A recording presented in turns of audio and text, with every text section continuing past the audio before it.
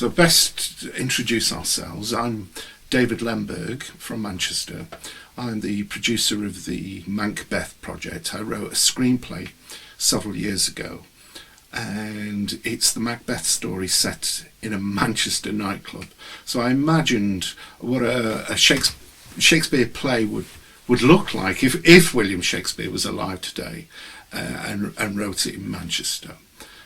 And this is Martin here, Martin Andrews, who's the musical director of our wonderful albums, long play albums, and please introduce yourself. So I got involved, having not known David before, but working at Modern Oxford, which is a gallery in Oxford.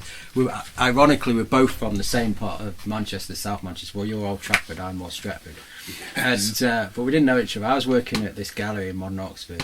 What was the exhibition? Was it It was a brilliant exhibition by Amish Kapoor. Yeah, that was it. From Chelsea School of Art. I studied at Chelsea School of Art, and I've always loved his work. Yeah, so David came in, I was working there anyway. I could tell from his accent that he was a Mancunian. We probably started talking about Man United or something, because you're a United fan, aren't you? Yes, we are. And then, which to our detriment, we're kind of still trying to be fans of that, whatever.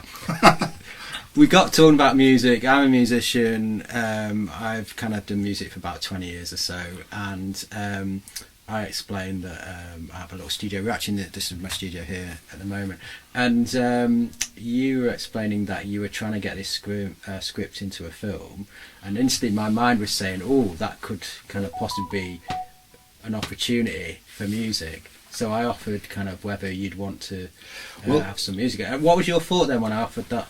Well, originally I was looking for somebody to compose some tracks.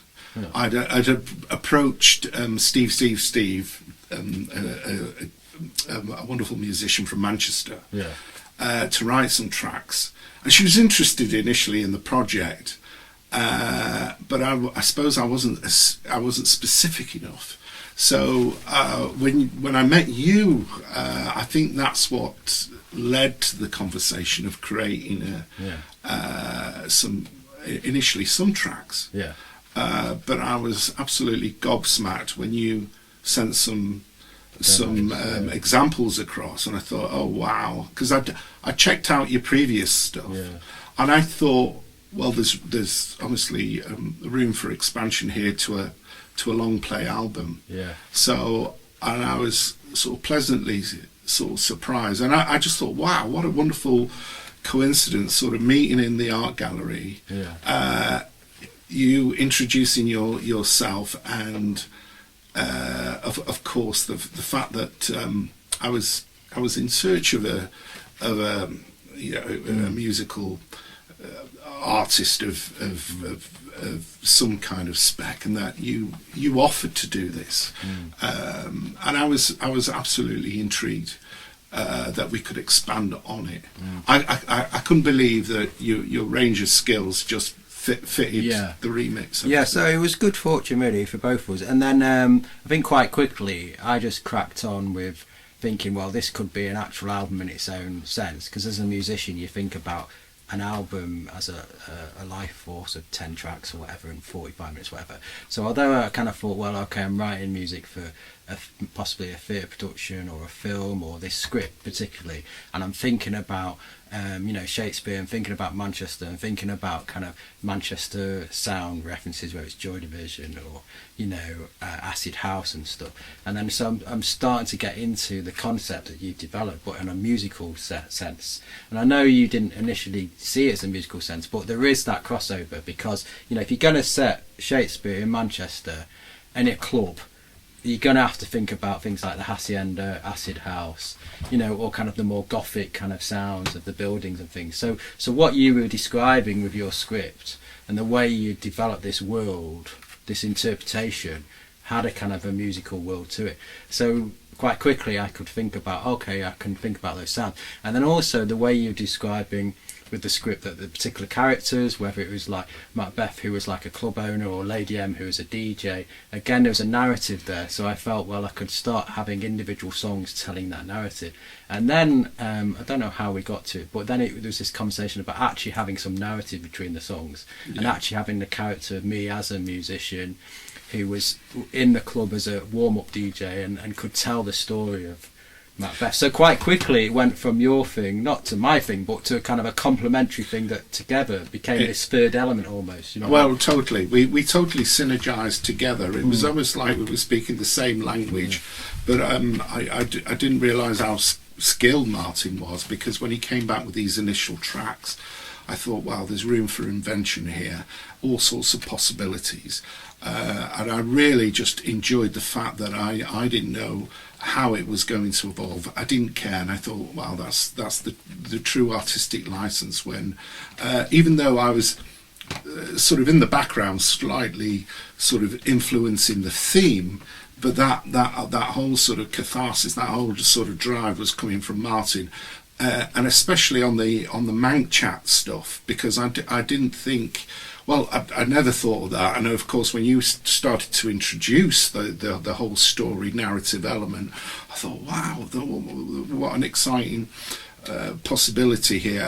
The fact that we've used it and it is online and people can listen to it. I listened to it the other day actually, and I didn't have total control of what you were saying, but I just love the fact that you sort of ran with the passion, ran with the narrative. It was really clever and curious, because every time I do listen to elements of it, it creates an atmosphere, it creates a sense of drama, but also there's real tension in what you are saying. I thought, wow, that's the underlying theme of the Mancbeth story, this tension and conflict all the way through it. So I was really impressed that you did that, Martin. Yeah. So then we got to this point where, so this was what we came out with, which was the Mancbeth Octavia Freud and the Weird Sisters. We should explain the Weird Sisters is, as I was doing this as a solo artist, because I'm Octavia Freud solo artist, I've been making these collaborations with other singers in Oxford, and suddenly I realised, well, we need these other palettes of sounds, really. We need these other voices on there as other musicians, because it's quite a broad picture we're trying to describe.